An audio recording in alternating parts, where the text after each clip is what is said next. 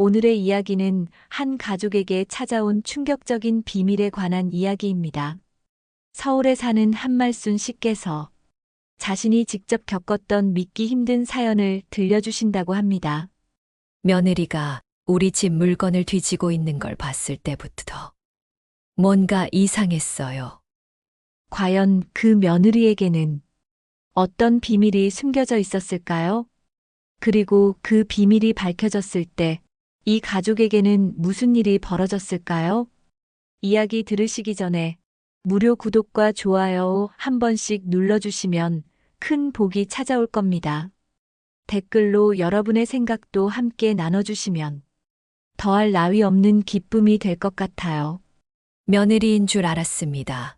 그런데 그 아이 제 남편의 딸이었어요. 안녕하세요. 저는 한말순이라고 합니다. 올해 68살이에요. 평범한 주부로 살아온 지가 벌써 40년이 넘었네요. 오늘 여러분께 들려드릴 이야기는 제가 살면서 겪었던 가장 충격적이고 아픈 경험에 대한 것입니다. 지금 생각해도 가슴이 답답하고 복잡해지는 일이에요. 하지만 누군가에게는 도움이 될 수도 있을 것 같아서 용기를 내어 말씀드려 보려고 해요. 제 인생에서 가장 소중한 건 외아들 현우였습니다. 그 아이만 바라보고 살았어요. 남편 장인호는 글쎄요, 한때 마음 아픈 일이 있었지만 그래도 현우를 위해서 참고 견디며 살아왔습니다. 30해 전 남편이 바람을 피웠던 그 일 말이에요. 그때는 정말 죽을 것 같았어요. 하지만 아이를 위해서 이혼하지 않았죠. 다행히 그 일 이후로는 남편도 달라졌거든요. 더 이상 문제를 일으키지 않았고 우리 가족을 위해 묵묵히 살아왔어요. 그 덕분에 우리 집은 조용하고 평범했답니다. 세월이 흘러 외아들 현우가 28이 되던 해였어요. 그 아이가 여자친구를 데리고 왔습니다. 엄마, 소개하고 싶은 사람이 있어요. 현우는 그날 유난히 밝은 표정이었어요. 결혼 이야기까지 꺼낼 정도로 진지한 교제를 하고 있다고 하더라고요. 그 아이 옆에 서 있던 여자아이를 보는 순간 제 마음이 묘하게 두근거렸어요. 뭔가 특별한 기운이 느껴졌거든요. 안녕하세요, 어머님. 윤서영이라고 합니다. 서영이는 정말 예쁘고 밝은 아이였어요. 키도 적당하고 얼굴도 단정했죠. 무엇보다 친절했고 정이 많아 보였습니다. 첫 인사부터 저에게 정성스럽게 준비한 선물을 건네며 환하게 웃었어요. 현우 씨가 어머님께서 녹차를 좋아하신다고 해서요. 제주도에서 직접 가져온 거예요. 할머니께서 직접 따신 차라고 하시더라고요. 그런 정성에 마음이 따뜻해졌습니다. 아이고, 이런 비싼 걸 왜 사왔어? 그냥 와도 되는데. 하지만 속으로는 기뻤어요. 현우가 좋은 사람을 만났구나 싶어서요. 그런데 이상한 게 있었어요. 서영이를 보는 순간부터 뭔가 익숙한 느낌이 들었거든요. 정말 이상했어요. 분명 처음 보는 아이인데 어쩐지 낯설지가 않았습니다. 특히 그 아이의 눈빛에서 오래된 기억 하나가 자꾸 떠올랐어요. 언제 본 적이 있는 듯한 그런 느낌 말이에요. 뭔가 친숙하면서도 묘하게 서늘한 느낌이었습니다. 마치 어디선가 본 적이 있는 눈빛 같았어요. 서영아, 편하게 앉아라. 현우가 너 이야기를 많이 했더라. 남편 인호가 드물게 다정한 말투로 인사했어요. 평소에 무뚝뚝한 사람인데 그날은 왜 그리 말이 많은지 모르겠더라고요. 심지어 웃으면서 말하기까지 했으니까요. 그런데 그 순간 서영이의 표정이 순간 굳어지는 걸 봤습니다. 아니, 정확히는 두려워하는 것 같았어요. 네, 아버님. 감사합니다. 서영이는 어색하게 웃으며 고개를 숙였죠. 그런데 그 순간 제 가슴 한구석이 서늘해졌어요. 왜 그랬을까요? 분명 아무것도 아닌 일인데 뭔가 불안한 기운이 감돌았습니다. 마치 이 집에 처음 온 게 아닌 것처럼 이미 우리를 잘 알고 있는 것처럼 보였거든요. 그날 저녁 식사 내내 서영이는 현우하고만 대화했어요. 저에게는 정중하게 대답했지만 남편 앞에서는 유독 말이 적었습니다. 눈도 제대로 마주치지 못하더라고요. 마치 뭔가 숨기는 것 같았어요. 아니면 두려워하는 것 같기도 하고요. 가끔 남편을 힐끗힐끗 쳐다보는 것 같았는데 그 눈빛이 참 이상했어요. 서영아, 부모님은 어떤 분들이시니? 제가 자연스럽게 물어보자 서영이는 잠깐 망설이더니 조용히 대답했어요. 어머니는 일찍 돌아가셨어요. 아버지는 어릴 때부터 없었고요. 할머니 손에서 컸습니다. 아이고, 그랬구나. 혼자 고생이 많았겠네.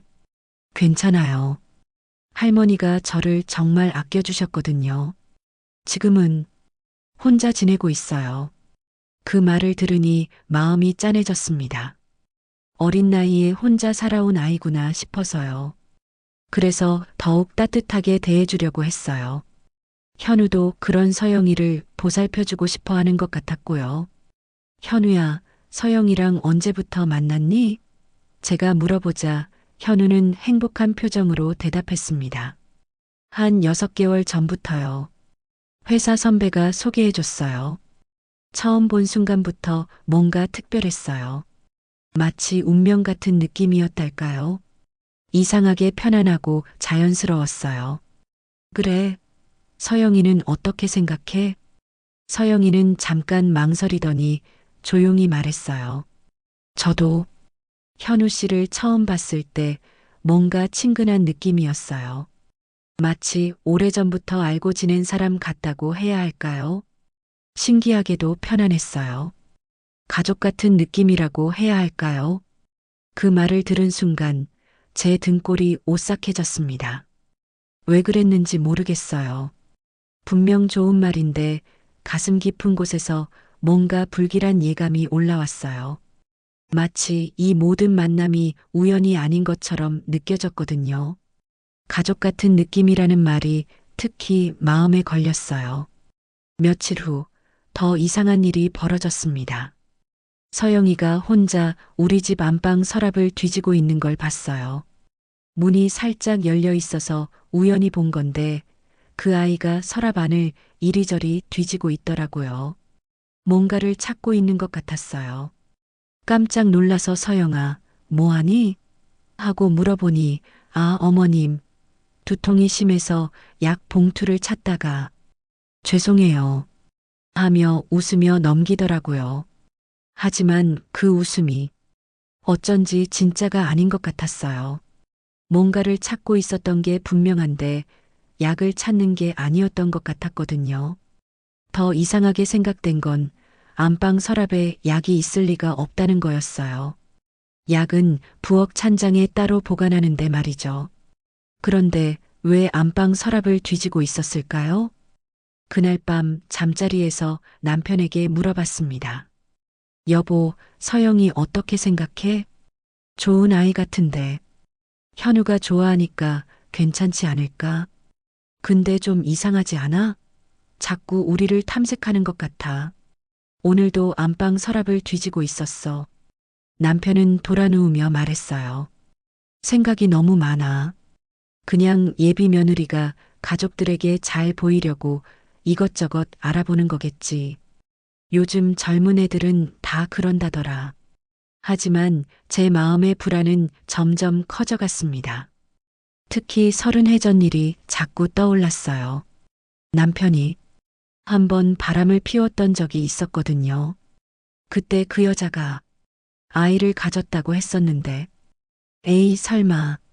그런 말도 안 되는 일이 있을 리 없죠. 하지만 서영이의 눈빛이 자꾸 마음에 걸렸어요. 그 이후로 며칠이 더 지났는데 갑자기 현우가 결혼 이야기를 꺼냈어요. 엄마, 서영이랑 결혼하기로 했어요. 너무 갑작스러운 이야기였지만 현우가 그렇게 행복해하니까 반대할 수도 없었어요. 게다가 서영이도 좋은 아이 같았고요. 결혼식은 조촐하게 치렀습니다. 서영이 쪽 하객이 별로 없어서 좀 안쓰럽기도 했어요. 할머니도 이미 돌아가셨다고 하더라고요. 그래도 우리 가족이 더 따뜻하게 맞아주자고 다짐했어요. 결혼 후에는 신혼집이 정리되는 동안 한 달간 우리 집에서 지내기로 했어요.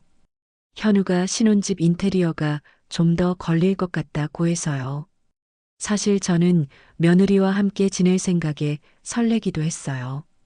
오랫동안 남자들만 있던 집에 여자가 하나 더 늘어나는 게 좋았거든요. 하지만 막상 함께 살기 시작하니까 서영이의 행동이 점점 더 이상해졌어요. 겉으로는 완벽한 며느리였지만 제가 보기에는 뭔가 숨기고 있는 것 같았거든요. 현우는 전혀 눈치채지 못하고 있었지만요. 신혼이라서 그런지 더 눈이 먼 것 같았어요. 어느 날 서영이가 현우가 출근한 후 집에 혼자 있을 때였어요. 저는 동네 마트에 장을 보러 나갔다가 깜빡하고 지갑을 두고 나온 걸 알고 급히 돌아왔거든요. 그런데 거실에서 이상한 소리가 들리더라고요. 살금살금 발소리 같은 게 말이에요. 슬쩍 문을 열고 내다보니 서영이가 거실 장식장 앞에 서서 가족 사진들을 하나하나 자세히 들여다보고 있었어요. 특히 현우 어릴 때 사진을 오래 보더라고요. 그 표정이 뭔가 복잡해 보였어요. 그냥 호기심으로 보는 게 아니라 마치 뭔가를 확인하려는 것 같았거든요. 더 이상한 건 사진을 보면서 중얼중얼 혼잣말을 하고 있었다는 거예요. 정말 닮았네. 이런 말을 하면서요. 그러다가 제가 오는 걸 눈치채고는 황급히 소파에 앉아서 핸드폰을 보는 척 하더라고요. 서영아, 뭐 하고 있었니? 아, 어머님, 갑자기 오셨네요. 가족 사진이 너무 많아서 구경하고 있었어요. 현우 오빠 어릴 때 모습이 지금이랑 똑같네요. 그렇게 말하면서도 어딘지 어색해 보였어요. 뭔가 당황한 것 같기도 하고요. 제가 다가가서 사진을 보니 서영이가 유독 관심 있게 본 건 현우의 돌잔치 사진이었어요. 그 사진에는 현우뿐만 아니라 저와 남편도 함께 나와 있었거든요. 현우 돌잔치 때 사진이야. 그때는 정말 귀여웠지. 지금도 제 눈에는 아기 같지만 현우 오빠가 정말 어머님, 아버님을 닮았네요. 특히 아버님을. 그 말을 하다가 서영이가 갑자기 말을 멈췄어요. 그리고 이상하게 얼굴이 굳어지더라고요. 마치 자기도 모르게 나온 말을 후회하는 것 같았어요. 그리고 그때부터 남편을 아버님이라고 부르는 게 어색해 보였어요. 며칠 더 지나니까 서영이의 이상한 행동들이 더 자주 눈에 띄었어요. 예를 들어 설거지를 하면서도 자꾸 안방 쪽을 힐끗힐끗 쳐다본다거나 남편이 화장실에 간 사이에 남편 서재를 기웃거린다거나 하는 일들이요. 처음에는 새 며느리가 시댁 살림에 적응하려고 그러는 건가 싶었는데 점점 의심스러워졌어요.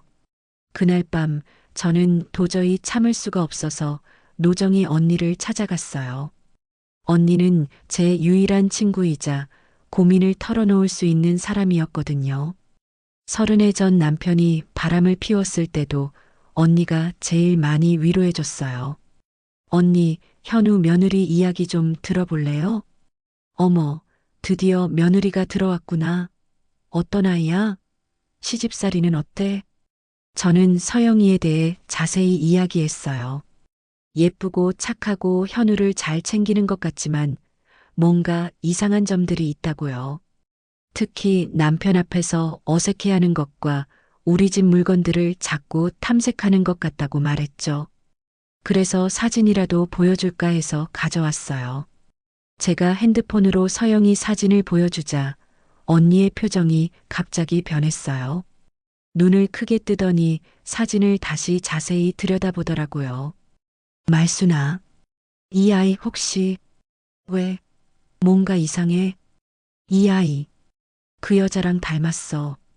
인호가 바람 피웠을 때 그 여자 말이야. 그 말에 제 가슴이 철렁 내려앉았어요. 언니, 무슨 소리야? 그럴 리가 없어. 아니야, 정말 닮았어. 특히 눈빛이랑 코 라인이. 말순아, 혹시 그 여자가 아이를 낳았는지 확인해 본 적 있어? 그런 걸 어떻게 확인해? 그 여자가 누군지도 정확히 모르는데. 지연이야. 박지연. 그때 그 여자 이름이 박지연이었어. 혹시 기억 안 나? 언니 말을 듣고 나니 기억이 났어요. 그래, 박지연이었어요. 남편이 바람피웠던 그 여자의 이름이요. 그때는 너무 충격이 커서 이름조차 기억하기 싫었는데 언니가 말하니까 떠올랐어요. 언니, 설마 그런 일이. 근데 서영이는 윤서영이라고 했는데 성이 다를 수도 있잖아. 할머니 성을 따랐을 수도 있고 양육하면서 성이 바뀌었을 수도 있고. 말순아, 이거 심상치 않아. 그날 밤 집에 돌아와서 잠을 이룰 수가 없었어요. 언니 말이 자꾸 머릿속을 맴돌았거든요. 설마 그럴 리는 없겠지만, 만약에, 정말 만약에 서영이가 그 여자의 딸이라면, 그리고 그 아이가 자기 아버지가 누군지 알고 있다면, 다음 날 저는 용기를 내어 남편에게 물어봤어요. 여보, 30해 전에 바람 피웠던 그 여자, 혹시 아이를 낳았을까? 남편은 갑자기 얼굴이 굳어지더라고요. 왜 갑자기 그런 얘기를 해? 그냥 궁금해서. 혹시 연락이라도 온 적 있어? 아니, 그런 적 없어. 그때 완전히 끝났으니까 그런 걱정은 하지 마. 하지만 남편의 대답이 영 시원하지 않았어요. 뭔가 확신이 서지 않는다는 느낌이었거든요. 게다가 표정도 어둡게 변했고요. 그러던 중 정말 충격적인 일이 벌어졌어요. 어느 날 저녁 현우는 야근하고 남편은 동창회 모임에 간 날이었어요. 집에는 저와 서영이만 있었는데 서영이가 갑자기 두통이 심하다며 일찍 들어갔거든요. 저는 설거지를 하고 있었는데 문득 안방에서 이상한 소리가 들렸어요. 슬금슬금 올라가서 보니 서영이가 안방 옷장을 뒤지고 있더라고요. 서랍이 아니라 옷장 안쪽 깊숙한 곳을 말이에요. 제가 갑자기 나타나자 깜짝 놀라면서 뒤로 물러섰어요. 서영아, 거기서 뭐 하는 거야? 아, 어머님, 죄송해요. 두통약을 찾고 있었는데. 그런데 이상했어요. 두통약은 부엌 찬장에 있는데 왜 안방 옷장을 뒤지고 있었을까요? 게다가 그 아이 손에는 뭔가 종이 같은 게 들려 있었어요. 그게 뭐야? 아, 이거요? 그냥 떨어져 있던 거예요. 서영이는 그 종이를 얼른 주머니에 넣어버렸어요. 하지만 제가 본 건 분명 사진 같은 거였어요. 오래된 사진 말이에요. 그 순간 서영이의 얼굴이 새하얗게 변했는데 마치 들키면 안 되는 걸 들킨 것 같은 표정이었어요. 서영아, 정말 괜찮니? 얼굴이 너무 하얗다. 네, 괜찮아요. 그냥 두통이 심해서 먼저 들어가서 쉬어도 될까요? 그 아이는 그렇게 말하고는 급히 자기 방으로 들어가 버렸어요. 저는 그 자리에 한참 서 있었습니다. 뭔가 이상했거든요. 분명히 뭔가를 감추고 있다는 확신이 들었어요. 하지만 함부로 의심할 수도 없는 노릇이었죠. 그래도 각 결혼한 며느리인데 말이에요. 그날 밤 저는 노정희 언니와의 대화를 계속 떠올렸어요. 이 아이, 그 여자랑 닮았어. 인호가 바람 피웠을 때 그 여자 말이야. 언니의 말이 자꾸 머릿속에서 맴돌았거든요. 설마 그런 일이. 하지만 서영이의 이상한 행동들을 생각해 보니 점점 의심이 커졌어요. 잠을 이룰 수가 없었어요. 뒤척이고 뒤척이면서 온갖 생각이 다 들었죠. 서영이가 우리 집 곳곳을 탐색하는 것, 남편 앞에서 어색해하는 것, 그리고 오늘 안방에서 뭔가를 찾고 있던 것. 모든 게 이상했어요. 30해 전 그 일이 자꾸 떠올랐어요. 남편이 바람을 피웠을 때 저는 정말 죽을 것 같았어요. 그때 현우는 겨우 돌이 지난 아기였는데 어떻게 이혼을 할 수 있었겠어요? 아이를 위해서라도 참고 견뎌야 했죠. 그때를 생각하면 지금도 가슴이 아파요. 남편이 늦게 들어오는 날이면 혹시 또 다른 여자를 만나는 건 아닌지 의심했었거든요. 전화벨이 울리기만 해도 가슴이 철렁했어요. 혹시 그 여자가 전화하는 건 아닌지 해서요. 박지현이라는 그 여자. 한 번도 직접 본 적은 없었지만 남편의 동료들을 통해 어떤 사람인지는 대충 알고 있었어요. 젊고 예쁘고 남편보다 10살이나 어린 여자였다고 했죠. 그때 얼마나 미웠는지 몰라요. 밤마다 그 여자 생각에 잠 못 이루던 날들이 기억났어요. 언니가 그때 말했었죠. 말순아, 그 여자가 혹시 아이라도 가지면 어떡할 거야? 그 말을 들었을 때 정말 끔찍했어요. 만약 그 여자가 남편의 아이를 낳는다면 상상도 하기 싫었거든요. 새벽 3시, 4시 시계만 쳐다보면서 잠 못 이루는 밤을 보냈습니다. 서영이가 혹시 잠들지 못하고 있는 건 아닐까 싶어서 귀를 기울여 봤지만 조용했어요.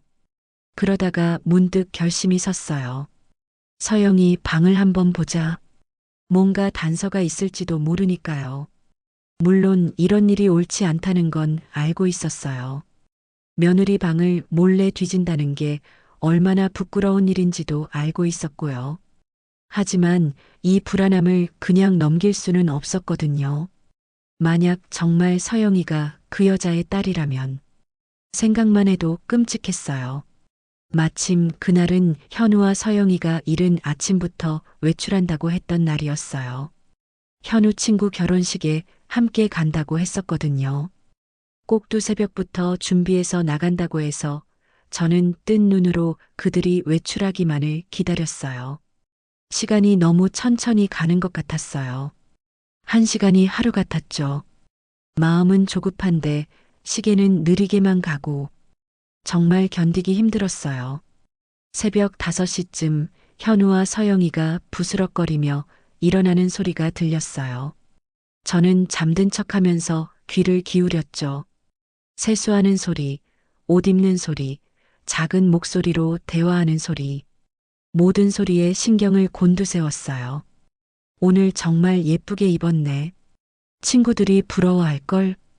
고마워, 오빠. 그런데 너무 일찍 일어난 것 같지 않아? 식장까지 2시간이나 걸리나? 미리 가서 친구도 도와주고 그러려고. 우리 신혼부부가 제일 먼저 가서 축하해주자. 그들의 대화를 들으면서 마음이 더 복잡해졌어요.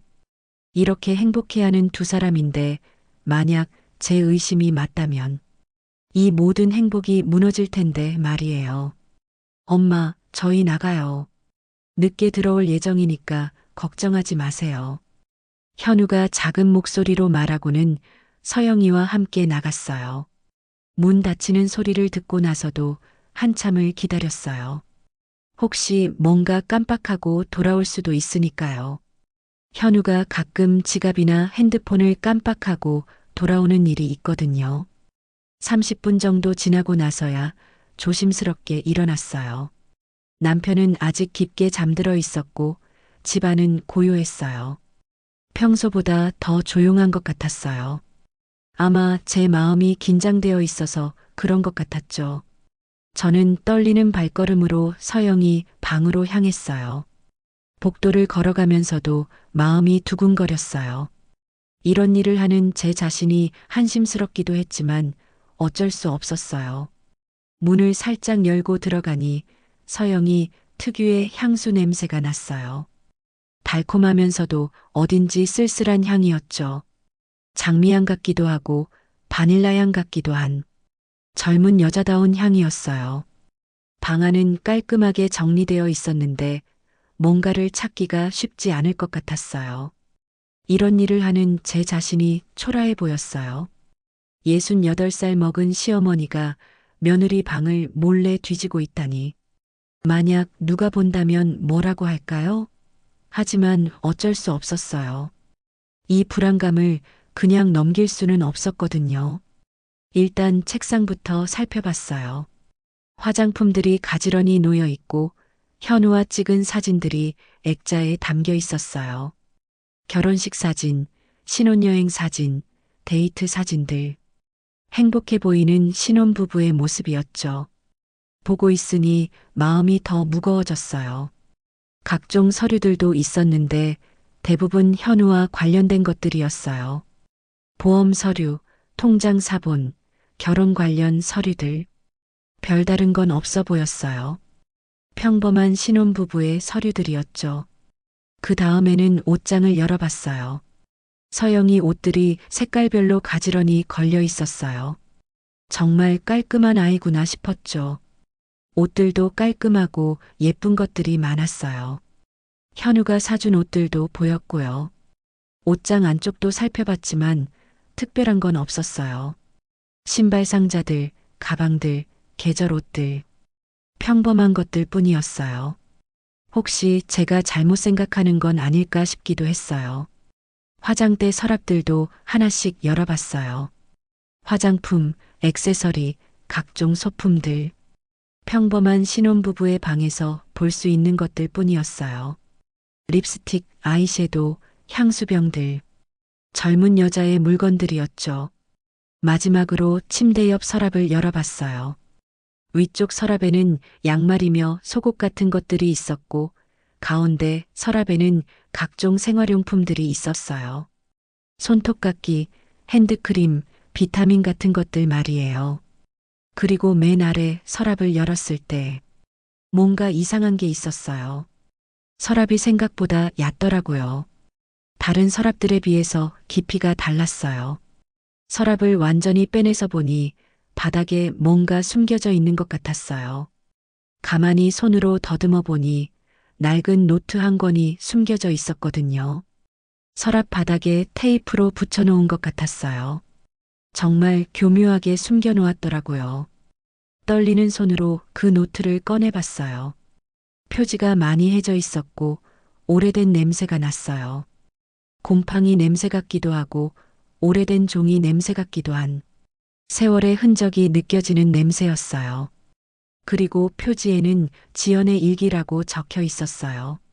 볼펜으로 또박또박 적힌 글씨였는데 여자 글씨 같았어요.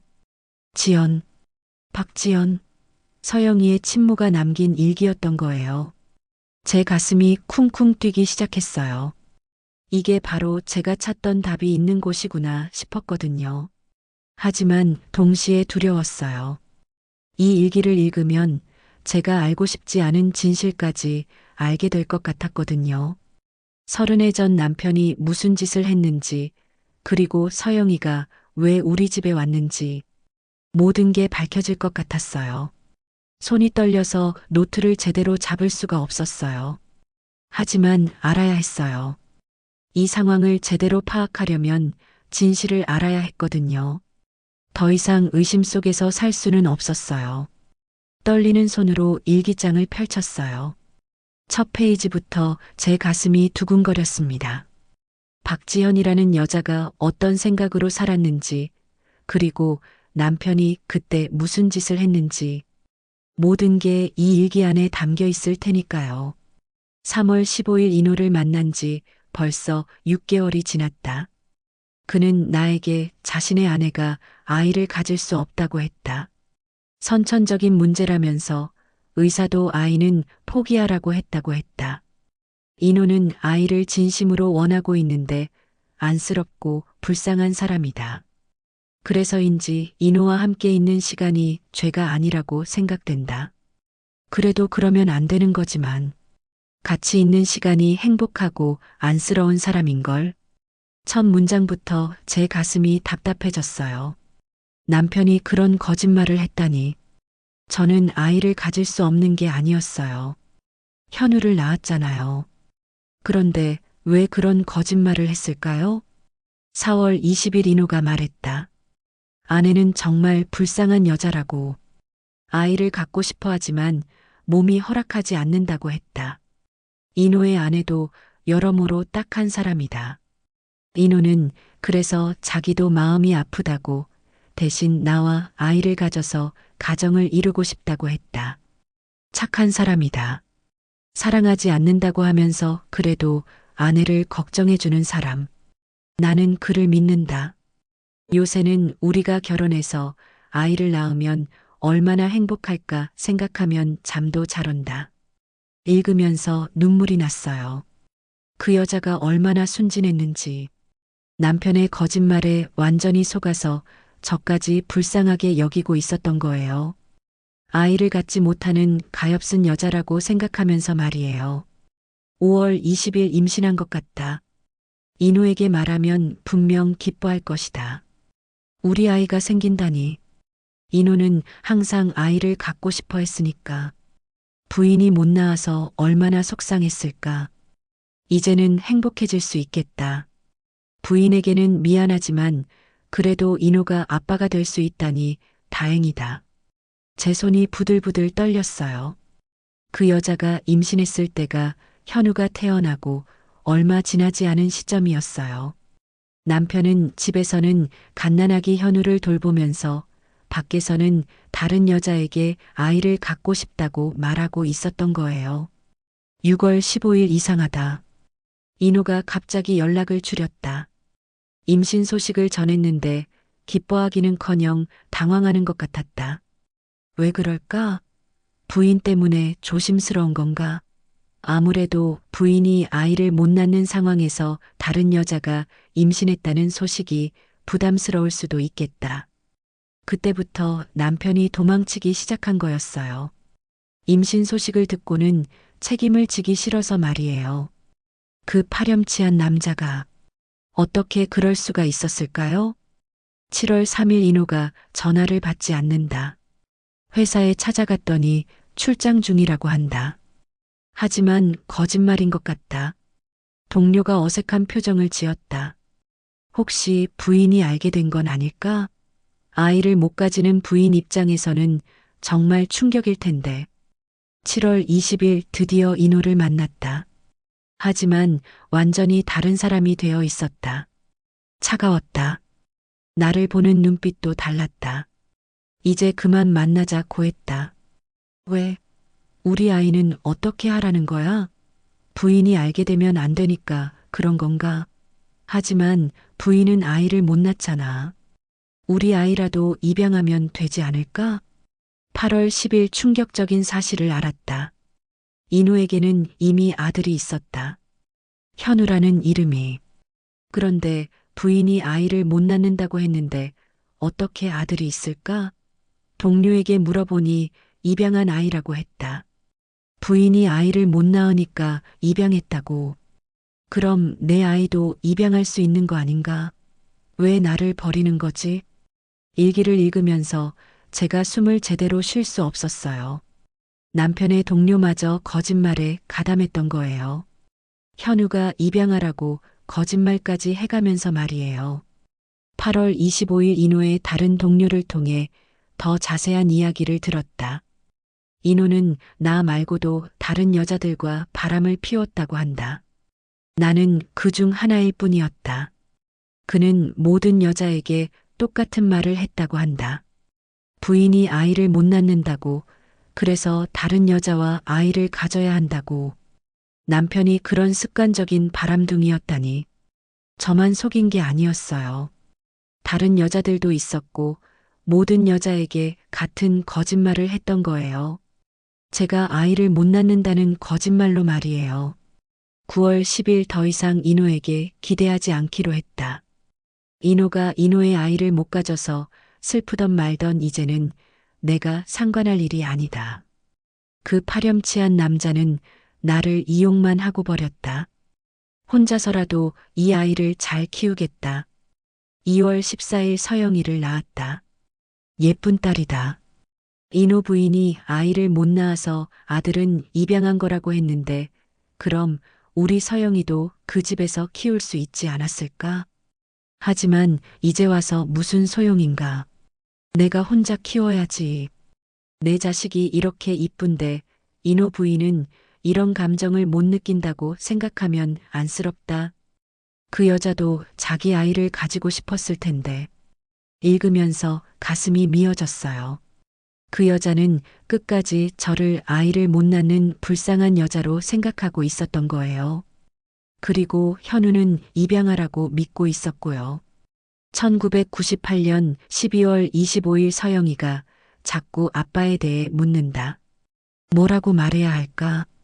아빠에게는 이미 입양한 아들이 있다고? 하지만 아빠가 나쁜 사람이라는 건 아직 말하고 싶지 않다. 2001년 3월 1일 우연히 인호를 봤다. 아이와 함께 놀이공원에 있었다. 현우라는 그 입양한 아들과 함께 행복해 보였다. 그런데 나와 서영이는 뭐가 되는 거지? 서영이는 그의 친딸인데 입양한 아들만 키우고 친딸은 버리다니. 2023년 9월 1일 내가 죽기 전에 서영이에게 진실을 말해줘야겠다. 그 아이의 아버지가 우리에게 어떤 짓을 했는지, 왜 너는 아빠가 없이 자랄 수밖에 없었는지. 서영이가 원한다면 그들을 찾아가도 좋다. 하지만 복수는 하지 말았으면 좋겠다. 마지막 부분에는 이런 내용이 있었어요. 서영아, 만약 내가 이 일기를 읽는다면 너의 아버지는 장인호라는 사람이야. 그에게는 부인이 있는데 그 부인은 아이를 가질 수 없어서 현우라는 아들을 입양해서 키우고 있어. 만약 내가 그 집에 가게 된다면 현우는 너와 피 한 방울 섞이지 않은 남이라는 걸 기억해라. 하지만 제발 착한 마음을 잃지는 마라. 일기를 덮는 순간 저는 주저앉고 말았어요. 이 모든 게 남편의 거짓말 때문이었어요. 박지연은 끝까지 저를 아이를 못 낳는 여자로 알고 있었고 현우를 입양하로 알고 있었던 거예요. 그러니까 서영이도 이 일기를 믿고 있을 거예요. 현우는 입양된 자식이겠지. 시어머니가 아이를 못 낳는다고 했으니까. 그 아이는 현우가 자기와 피 한 방울 안 섞인 사람이라고 믿고 이 집에 들어온 거였어요. 모든 비극은 한 남자의 거짓말에서 시작된 것이었습니다. 남편 장인호. 그 파렴치한 남자가 얼마나 많은 사람의 인생을 망쳤는지 이제야 알겠더라고요. 박지연의 인생도 서영이의 인생도 그리고 지금은 현우의 인생까지 모든 게 그의 거짓말 때문이었어요. 일기를 읽고 난 후 며칠 동안 저는 서영이를 제대로 쳐다볼 수가 없었어요. 그 아이가 웃으며 인사할 때마다 가슴이 찢어지는 것 같았거든요. 모든 진실을 알고 있는 저와 아무것도 모르는 현우와 서영이. 이 상황이 언제까지 지속될 수 있을까요? 그런데 일주일 후 정말 예상치 못한 일이 벌어졌어요. 서영이가 갑자기 현우의 서류를 정리하다가 출생증명서를 보게 된 거예요. 현우가 회사 서류 때문에 각종 증명서가 필요하다고 해서 서영이가 도와주고 있었거든요. 그날 저녁 집안이 너무 조용했어요. 평소 같으면 서영이와 현우가 거실에서 이야기하는 소리가 들렸을 텐데 아무 소리도 없더라고요.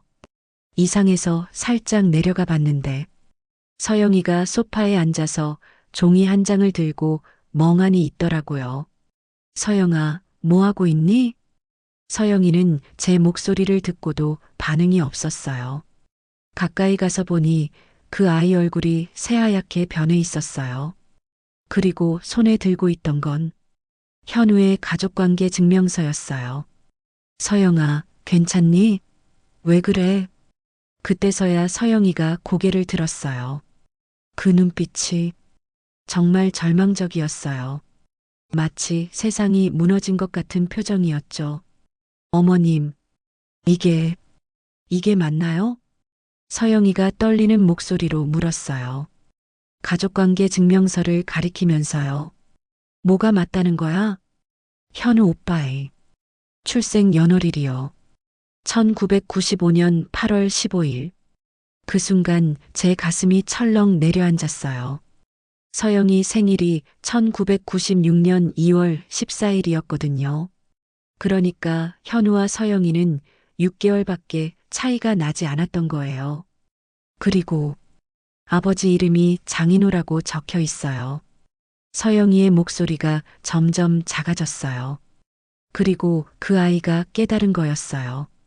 자기 어머니 일기에서 현우는 입양아라고 생각했는데 실제로는 친아들이었다는 걸 말이에요. 어머님, 그럼 현우 오빠는? 서영아, 제 이복 오빠인가요? 그 질문에 저는 대답할 수가 없었어요. 어떻게 말해야 할까요? 그 아이가 사랑하는 남편이 이복 오빠라고 어떻게 말할 수 있겠어요? 서영이는 제 침묵이 답이라는 걸 알았나 봐요. 갑자기 주저앉으면서 울기 시작했어요. 목 놓아 우는 게 아니라 조용히 눈물만 흘리면서요. 어머님, 전 진짜 몰랐어요. 진심으로 사랑했어요. 그 말을 들으니 제 마음도 찢어지는 것 같았어요. 이 모든 게 그 아이 잘못이 아닌데, 어른들의 잘못 때문에 이런 일이 벌어진 건데. 서영아, 일단 진정해. 천천히 이야기해보자. 처음엔 복수하고 싶었어요. 서영이가 떨리는 목소리로 말했어요. 엄마 일기를 읽고 아버지라는 사람이 얼마나 나쁜 사람인지 알았어요. 그래서 그 사람 아들을 이용해서 복수하고 싶었어요. 현우 오빠가 입양아라고 생각했으니까. 피도 안 섞인 사람이니까 상관없다고 생각했어요. 제 가슴이 답답해졌어요. 그 아이가 처음엔 정말 복수가 목적이었던 거였어요. 그런데 여긴 너무 따뜻했어요. 어머님도 현우 오빠도 진짜 가족처럼 대해주셨어요. 복수할 마음이 사라졌어요. 오히려 제가 이 가족의 일원이 된 것 같아서 행복했어요. 서영이는 계속 울면서 말했어요. 현우 오빠를 정말 사랑하게 됐어요. 처음엔 이용하려고 접근했지만 시간이 지나면서 진심으로 사랑하게 됐어요. 결혼할 때도 정말 행복했어요. 이제 진짜 가족이 됐다고 생각했어요. 서영아. 근데 현우 오빠가 제 이복 오빠였다니. 어떻게 이런 일이. 그 아이는 정말 절망적이었어요. 자기가 그토록 사랑하는 사람이 이복 오빠였다니. 상상할 수도 없는 일이었죠. 어머님, 어떻게 해야 해요? 현우 오빠한테 뭐라고 말해야 해요? 일단, 현우한테는 아직 말하지 마. 너무 충격적일 거야. 하지만 이대로 계속 살 수는 없잖아요. 우리는 남매인데. 서영이가 맞는 말이었어요. 이 상황을 계속 유지할 수는 없었죠. 하지만 현우에게 어떻게 말할까요? 서영아, 정말 미안하다. 내가 진작에 알았어야 했는데. 아니에요, 어머님. 어머님 잘못이 아니에요. 이 모든 게 아버지 때문이에요. 서영이는 원망스러운 표정으로 말했어요. 당연한 일이었죠. 모든 비극의 시작이 남편이었으니까요. 어머님, 저 짐을 싸야겠어요. 뭐? 이 집을 나가야 해요. 더 이상 여기 있을 수 없어요. 서영이가 떨리는 손으로 일어서려고 했어요. 하지만 다리에 힘이 풀려서 다시 주저앉더라고요. 서영아, 성급하게 결정하지 마. 일단 시간을 두고 생각해보자. 아니에요. 빨리 나가야 해요. 현우 오빠가 돌아오기 전에. 그때였어요. 갑자기 큰 소리가 났어요. 쿵 하는 소리와 함께 뭔가 떨어지는 소리가요. 서영이와 저는 깜짝 놀라서 소리가 난 쪽을 봤어요. 남편이 화장실에서 나오다가 쓰러져 있었어요. 얼굴이 새하얗게 변해서 의식을 잃은 상태였죠. 여보. 저는 급히 달려가서 남편을 흔들었지만 반응이 없었어요. 서영이도 놀라서 따라왔어요. 어머님, 빨리 구급차를 불러요. 서영이가 119를 눌렀고 곧 구급차가 왔어요. 남편은 응급실로 실려갔고 저와 서영이는 병원 복도에서 기다려야 했어요. 어머님, 아버님 괜찮으시겠죠? 서영이가 걱정스러운 표정으로 물었어요. 그 순간 저는 이상한 느낌이 들었어요. 그 아이가 남편을 미워할 수도 있는 상황인데 오히려 걱정하고 있었거든요. 현우는 뭐라고 할까요? 회사에 연락했으니까 곧 올 거야. 얼마 후 현우가 급하게 뛰어왔어요. 얼굴이 새하얗게 변해서는 아버지는 어떻게 되셨어요? 라고 물었어요. 의사 선생님은 과로와 스트레스로 인한 쇼크라고 했어요. 며칠 입원해서 안정을 취해야 한다고 하더라고요. 그날 밤 병실에서 남편을 지키면서 저는 생각했어요. 이 모든 진실을 언제 어떻게 말해야 할까? 그리고 우리 가족은 앞으로 어떻게 될까 말이죠. 병실은 소독약 냄새와 무거운 침묵으로 가득했어요. 남편은 산소 마스크를 쓰고 누워 있었고 창백한 얼굴에는 지난 30해의 거짓말이 고스란히 새겨져 있는 것 같았어요. 저는 그 얼굴을 보면서 마음을 굳혔습니다. 이제 끝내야 해요. 모든 거짓말을 끝내야 했어요. 여보, 잠깐 눈 떠봐. 남편이 천천히 눈을 떴어요. 초점이 없는 눈빛이었지만 저를 알아보는 것 같았어요. 말순아, 내가 왜 여기 있지? 쓰러졌어요. 과로라고 하더라고요. 남편은 천천히 고개를 끄덕였어요. 그리고 주변을 둘러보더니 서영이가 없다는 걸 눈치챘는지 물어봤어요. 서영이는 복도에 있어요. 현우랑 함께. 저는 남편의 손을 잡았어요. 차갑고 떨리는 손이었어요.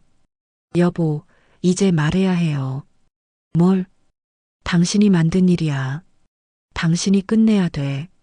남편의 얼굴이 순간 굳어졌어요. 제가 무슨 말을 하려는지 알아챈 것 같았어요.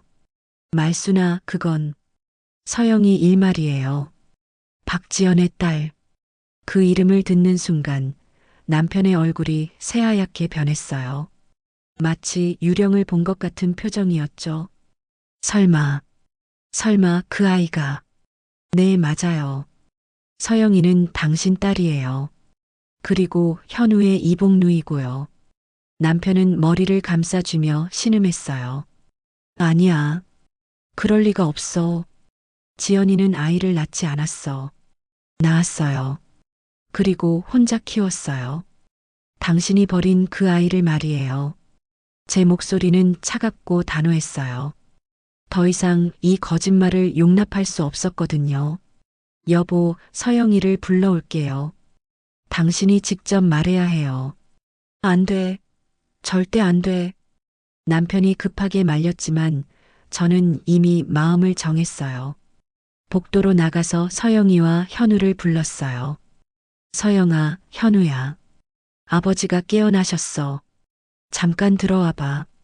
현우는 기뻐하며 병실로 뛰어들어갔지만 서영이는 주저했어요. 제 눈을 보더니 무슨 일인지 아는 것 같았거든요. 어머님, 혹시 들어가자. 이제 모든 걸 끝내야 해.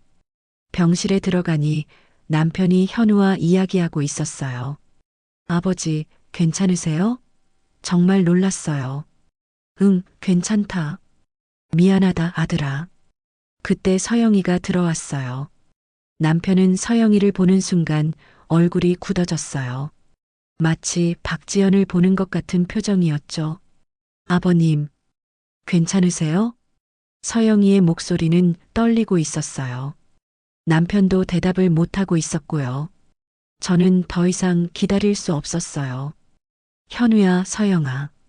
앉아봐. 이야기할 게 있어. 엄마, 무슨 이야기예요? 현우가 의아한 표정으로 물었어요. 서영이는 이미 눈물이 글썽거리고 있었어요. 그 아이, 서영이는 당신 딸이에요. 제가 남편을 향해 말했어요. 병실에 정적이 흘렀어요. 뭐라고요? 현우가 어리둥절한 표정으로 물었어요. 남편은 한참 동안 입을 열지 못했어요.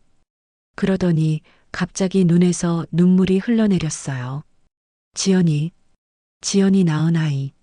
그 순간 오래 숨겨왔던 과거가 무너지듯 남편의 입이 열렸어요. 몰랐어. 정말 몰랐어. 지연이가 아이를 낳았는지도 몰랐어. 아버지, 무슨 말씀이세요? 지연이가 누구예요? 현우가 혼란스러워했어요. 하지만 서영이는 조용히 울고 있었어요. 현우야, 아버지가 옛날에 바람을 피웠어. 박지현이라는 여자와 제가 현우에게 설명했어요. 그리고 그 여자가 서영이 엄마야. 현우의 얼굴이 점점 창백해졌어요. 상황을 이해하기 시작한 것 같았어요. 남편이 떨리는 목소리로 말했어요. 말순아, 내가 무슨 짓을 한 거냐? 30해 동안 나는 무슨 짓을 한 거냐? 그리고 서영이를 향해 고개를 숙였어요. 서영아, 네가 내 딸이구나. 서영이는 고개를 들어 남편을 쳐다봤어요. 그 눈빛에는 원망도 미움도 있었지만 동시에 깊은 슬픔도 있었어요. 아버지, 그 한마디가 병실에 울려 퍼졌어요. 그리고 현우도 내 아들이다. 남편이 현우를 보며 말했어요. 그럼 서영이는 현우가 떨리는 목소리로 말했어요. 네. 이복 누이라는 거예요? 아무도 대답하지 않았어요. 침묵이 그 답이었죠. 남편이 갑자기 침대에서 일어나려고 했어요. 온몸이 떨리고 있었지만 억지로 일어나서 무릎을 꿇었어요. 현우야, 서영아, 아빠가 너무 미안하다. 남편의 목소리는 떨리고 있었어요. 30해 만에 처음 하는 진심 어린 사과였어요. 현우야, 너한테 이런 끔찍한 일을 만들어줘서 정말 미안하다. 내가 사랑하는 사람이 내 이복 누이였다니. 아빠 때문이야. 모든 게 아빠 때문이야. 현우는 아버지의 모습을 보며 눈물을 흘렸어요. 아버지, 어떻게 이런 일이. 서영아. 남편이 서영이를 보며 목 놓아 울었어요. 내가 너무 미안하다.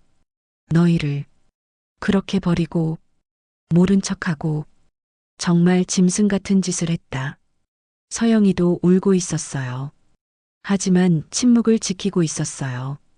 현우야, 너도 정말 미안하다. 내가 이런 고통을 받을 줄 몰랐어. 내가 서영이를 사랑하는 마음이 얼마나 진실한지 아빠도 알아. 그런데 아빠 때문에, 아빠의 과거 때문에 너희가 이렇게 고통받다니. 현우가 아버지에게 다가갔어요. 아버지, 이제 어떻게 해야 해요? 서영이와 저는 어떻게 해야 해요? 남편은 대답할 수 없었어요. 어떤 답도 줄 수 없는 상황이었거든요. 서영이가 조용히 일어났어요. 그리고 현우를 보며 말했어요. 현우 오빠, 저희 이 결혼 이제 끝내야겠죠. 그 말이 떨어지자 현우가 무너져 내렸어요. 안 돼. 안 돼, 서영아. 이건 우리 잘못이 아니야. 하지만 우리는 남매예요. 더 이상 부부로 살 수 없어요. 서영이의 목소리는 차분했지만 눈물이 계속 흘러내리고 있었어요. 서영아, 제발. 현우가 서영이의 손을 잡으려고 했지만 서영이는 뿌리쳤어요. 손대지 마세요. 이제 우리는 남매예요. 그 순간 현우도 울기 시작했어요. 억울하고 분한 울음이었어요. 남편이 더욱 절규했어요. 서영아, 현우야, 아빠가 정말 미안하다. 너희 둘 다 너무 미안하다. 아빠가 죽어도 마땅해. 어떻게 이런 일을. 하지만 서영이는 고개를 저었어요. 이제 너무 늦었어요. 사과로는 되돌릴 수 없어요. 서영이가 병실 문을 향해 걸어갔어요. 그리고 문 앞에서 돌아서서 말했어요. 저 같은 사람은 사랑하는 것도 죄가 되나 봐요. 그리고 서영이는 병실을 나갔어요.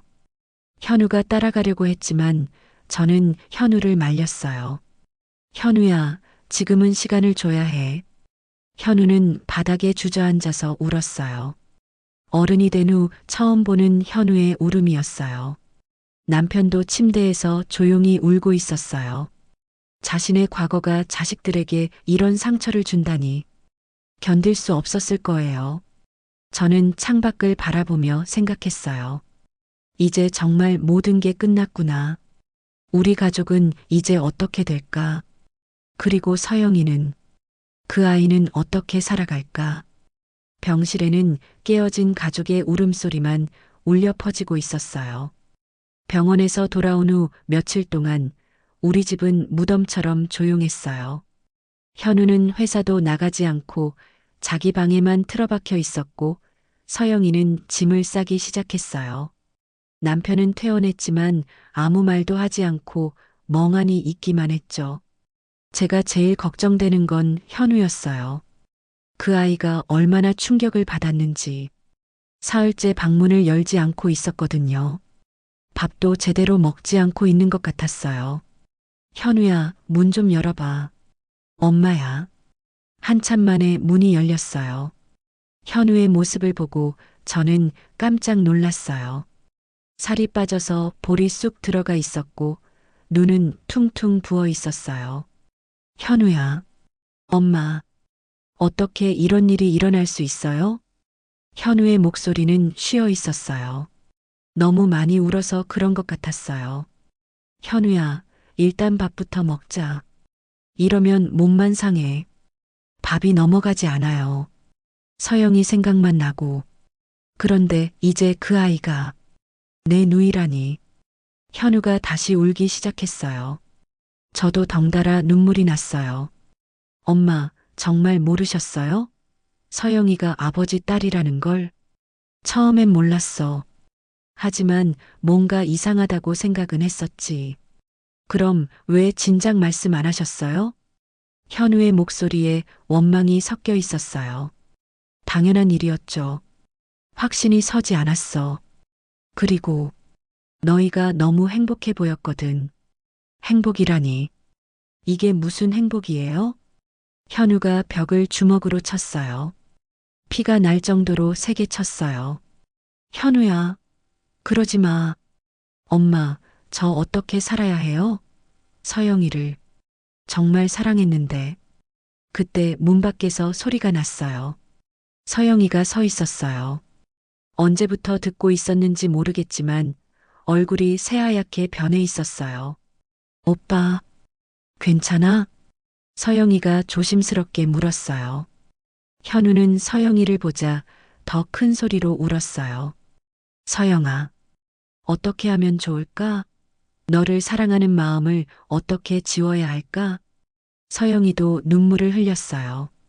하지만 현우에게 다가가지는 못했어요. 오빠, 나도 모르겠어. 저는 두 아이를 보면서 마음이 찢어졌어요. 이렇게 서로를 사랑하는데 남매라는 이유로 헤어져야 한다니. 며칠 후 현우가 저를 찾아왔어요. 엄마, 이야기 좀 해요. 현우의 표정이 전보다는 차분해 보였어요. 뭔가 결심을 한 것 같았어요. 어떤 이야기? 서영이와 앞으로 어떻게 해야 할지요. 저는 현우와 마주 앉았어요. 그 아이가 무슨 말을 할지 알 것 같았어요. 현우야, 내 마음은 어때? 처음엔 받아들일 수 없었어요. 서영이가 내 누이라는 게, 우리가 남매라는 게. 현우가 깊은 숨을 쉬고 말을 이어갔어요. 하지만 며칠 동안 생각해 봤어요. 우리가 사랑했던 건 잘못이 아니잖아요. 우린 몰랐으니까. 그 말을 들으니 제 마음도 조금 편해졌어요. 그래, 너희 잘못이 아니야. 하지만 엄마, 현실은 냉정하더라고요. 아무리 우리가 서로 사랑했고, 아무리 우리 잘못이 아니라고 해도 피가 섞였다는 사실은 바뀌지 않으니까요. 현우의 목소리는 담담했지만 그 속에 깊은 슬픔이 담겨 있었어요. 그래서 결정했어요. 서영이와 이혼하기로요. 그 말을 예상하고 있었지만 직접 들으니 가슴이 아팠어요. 현우야, 서영이도 같은 생각일 거예요. 어제 잠깐 이야기했거든요. 뭐라고 하던? 울면서 이제 정말 끝내야겠다고 하더라고요. 더 이상은 안 된다고. 현우도 눈물을 글썽거렸어요. 엄마, 이혼 절차 어떻게 하는 건지 좀 도와주세요. 현우야, 그래도 좀 더 생각해 보는 게 아니에요. 더 미루면 서로에게 더 고통스러울 뿐이에요. 현우의 결심은 확고해 보였어요. 그날 저녁 서영이가 저를 찾아왔어요. 어머님, 현우 오빠랑 이야기하셨죠? 응, 그래. 저도 같은 생각이에요. 이혼해야 해요. 서영이의 목소리는 차분했지만 손이 떨리고 있었어요. 서영아, 정말 괜찮겠니? 괜찮지 않아요. 하지만 어쩔 수 없잖아요. 우리는 남매니까요. 서영이가 눈물을 닦으며 말했어요. 어머님, 한 가지만 부탁드릴게요. 뭐, 이혼 이유는 성격 차이로 하면 안 될까요? 진짜 이유는 사유에 적기도 어려울 것 같아요. 제 가슴이 다 아팠어요. 이 와중에 이혼 사유까지 생각해야 하는 우리 아이들. 그래, 그렇게 하자라고 말했죠. 일주일 후, 현우와 서영이는 조용히 이혼했어요. 법원에는 저만 따라갔어요. 성격 차이로 인한 협의 이혼이었죠. 이혼 서류에 도장을 찍는 현우와 서영이를 보면서 저는 울었어요. 이렇게 사랑하는 두 사람이 헤어져야 한다니. 법원에서 나올 때 현우와 서영이는 서로를 보지 못했어요. 너무 아팠을 거예요. 현우 오빠. 서영이가 현우를 불렀어요. 응? 원망. 하지 마세요. 우리 아무도 잘못한 게 없어요. 나도 너를 원망하지 않아. 오히려 고마워. 짧은 시간이었지만 정말 행복했어. 두 사람은 그렇게 마지막 인사를 나눴어요.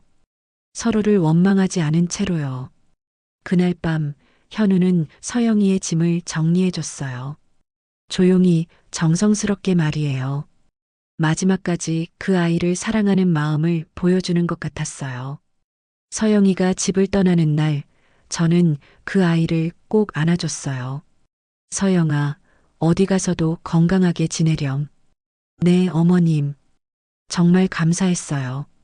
진짜 엄마처럼 대해주셔서 서영이도 저를 꼭 안았어요. 그리고 현우에게는 고개만 숙여 인사했어요. 말을 하면 또 울 것 같아서였겠죠. 택시가 서영이를 데리고 가는 걸 보면서 현우는 끝까지 서 있었어요. 택시가 보이지 않을 때까지요. 그렇게 우리 가족의 가장 아픈 시간이 지나갔어요. 아무도 원망하지 않은 채로 조용히 말이에요. 시간이 흘렀습니다. 참 빠르게도 흘렀어요. 그 일이 있고 난 후 벌써 5년이 지났네요. 지금 제 나이가 73이니까 정말 많은 일들이 있었죠. 가장 큰 변화는 남편 장인호가 세상을 떠났다는 거예요. 서영이와 현우가 이혼하고 2년 후의 말이에요.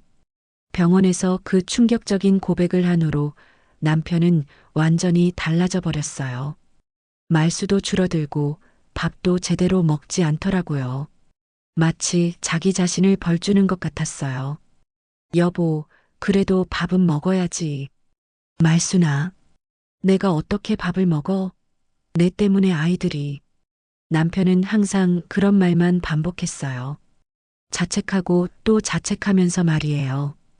병원 다니라고 해도 가지 않았고, 약도 제대로 먹지 않았어요. 그렇게 자신을 망가뜨려 가더니 결국 그렇게 떠났어요. 마지막에 남편이 제게 한 말이 아직도 귀에 생생해요. 말수나, 나는 정말 나쁜 놈이었어. 너한테도, 지연이한테도, 그리고 우리 아이들한테도 용서받을 자격이 없는 놈이야. 여보, 서영이한테 서영이한테 전해줘. 아빠가 정말 미안했다고. 그리고 현우한테도 아빠 때문에 고생했다고. 그게 남편의 마지막 말이었어요. 눈을 감기 전까지 두 아이 걱정만 하더라고요. 장례식은 조촐하게 치렀어요. 현우와 저, 그리고 몇몇 친척들만 왔어요. 서영이에게도 연락을 해봤지만 오지 않았어요. 아마 올 수 없었을 거예요. 너무 아팠을 테니까요. 현우는 정말 힘든 시간을 보냈어요. 이혼하고 나서 한동안 아무 일도 할 수 없었거든요. 회사도 그만두고 친구들도 만나지 않고 그냥 집에만 있었어요. 현우야, 이러면 안 돼. 일어나야지. 엄마, 저 어떻게 살아요? 서영이가 자꾸 생각나는데 그 아이는 밤마다 서영이 이름을 부르며 울었어요. 몇 번이나 그 아이 방에서 흐느끼는 소리를 들었는지 몰라요. 제 마음도 같이 아팠어요. 친구들이 소개팅도 주선해주고 새로운 만남을 가져보라고 했지만 현우는 거절했어요. 엄마, 저 다시 사랑하는 사람 만날 수 있을까요? 그럼 당연히 할 수 있어. 시간이 지나면. 하지만 솔직히 저도 확신이 서지 않았어요.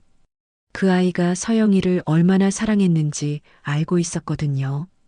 현우가 다시 일을 시작한 건 아버지가 돌아가시고 나서였어요. 그제서야 정신을 차린 것 같았어요. 새로운 직장을 구해서 열심히 일하기 시작했죠. 하지만 예전의 밝은 모습은 찾을 수 없었어요. 서영이는 이혼하고 나서 곧바로 한국을 떠났다고 하더라고요. 누구에게도 작별 인사 없이 조용히 사라져 버렸어요. 나중에 들은 소문으로는 유학을 핑계로 해외로 나갔다고 들었어요. 가끔 현우가 물어봅니다. 엄마, 서영이 소식 들으신 거 없어요?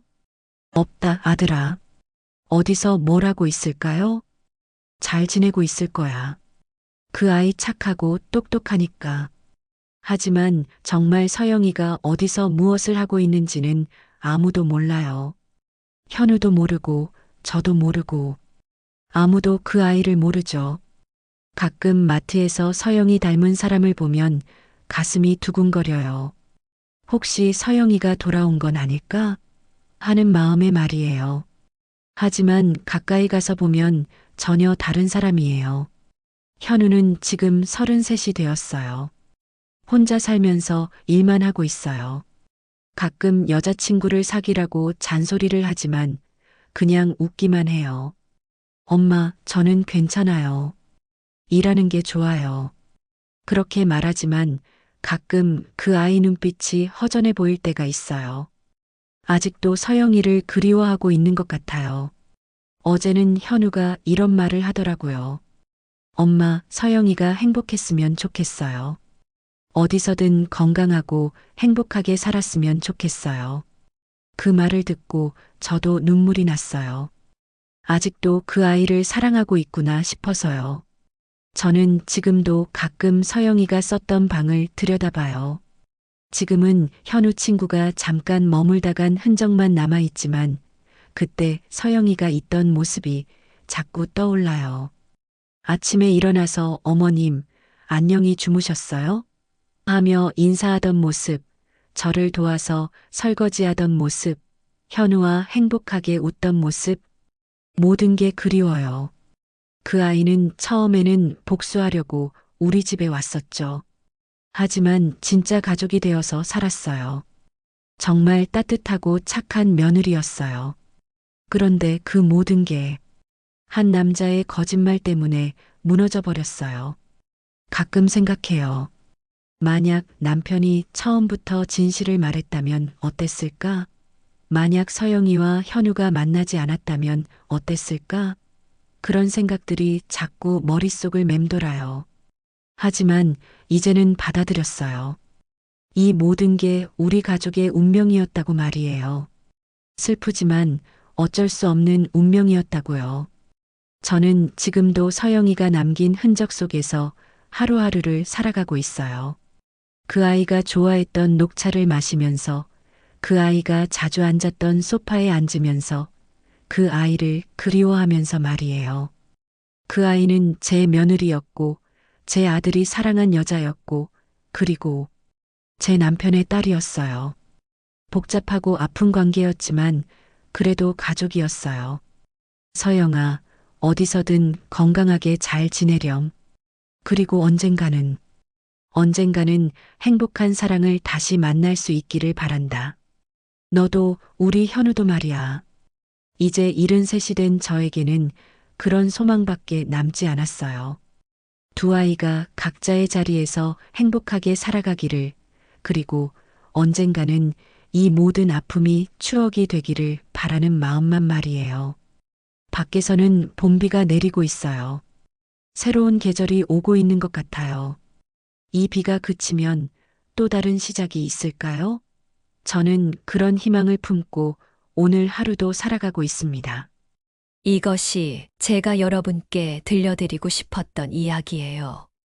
슬프고 아픈 이야기지만 그래도 누군가에게는 도움이 될 수도 있을 것 같아서요.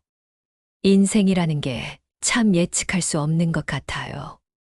하지만 그래도 살아가야 하잖아요. 희망을 품고 말이에요. 끝까지 함께 해주셔서 감사합니다. 우리의 평범한 일상에도 말 못할 진실이 숨어 있을지 모릅니다. 이 사연이 여러분께게 작은 울림이 되었기를 바랍니다. 다음 이야기에서 또 만나요.